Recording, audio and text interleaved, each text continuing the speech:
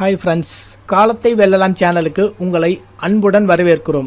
இந்த வீடியோ பார்ப்பதற்கு முன் நமது சேனலை நீங்கள் சப்ஸ்கிரைப் செய்யவில்லை என்றால் சப்ஸ்கிரைப் செய்து பெல் பட்டனை அழுத்தவும். வணக்கம் நண்பர்களே, இன்று பார்க்கவிருக்கும் தலைப்பு செல்வங்களை அனுபவிக்கும் யோகம் யாருக்கு? செல்வங்களை தேடி செல்லும் வாழ்க்கை பயணத்தில் மனிதர்கள் பல்வேறு போராட்டங்களை சந்திக்கின்றனர்.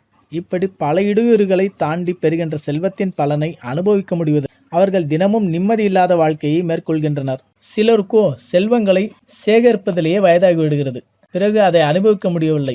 ஆனால் ஒரு சிலருக்கு மட்டுமே தங்கள் சேர்த்த சொத்தை அனுபவிக்கும் யோகம் உண்டாகிறது. ஒருவரது ராசிக்கு 4, 9ஆம் அதிபதிகள் பலம் பெற்றால்தான் பெற்ற செல்வத்தை அனுபவிக்க இயலும். சுகத்தை அனுபவிக்க உதவுவர் சுக்கிரன்.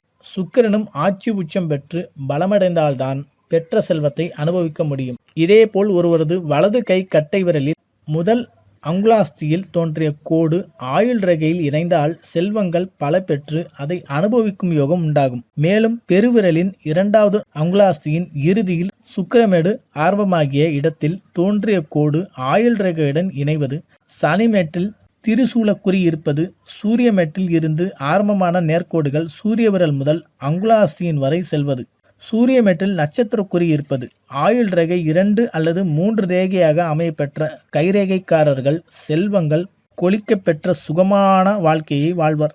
நன்றி நண்பர்களே.